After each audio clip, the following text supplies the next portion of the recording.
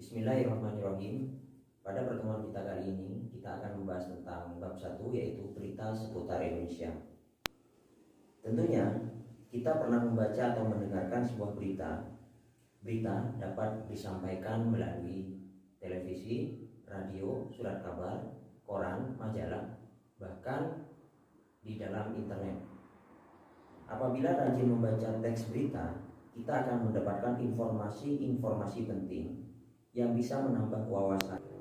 Suatu peristiwa dapat berjalan selama beberapa jam, beberapa hari, beberapa bulan, bahkan beberapa tahun, tergantung seberapa hangat berita tersebut terjadi di masyarakat.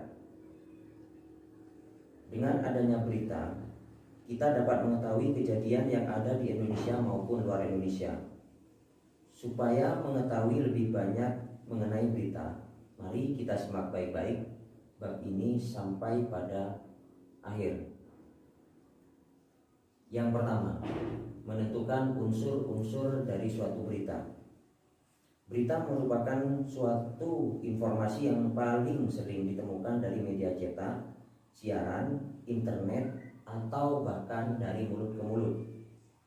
Guna mengenal teks berita, berikut adalah pengertian dan unsur-unsur dalam suatu berita. Ada 6 unsur dalam suatu berita. Yang pertama, apa? Yang kedua, di mana? Yang ketiga, kapan? Yang keempat, siapa? Yang kelima, mengapa? Yang keenam, bagaimana?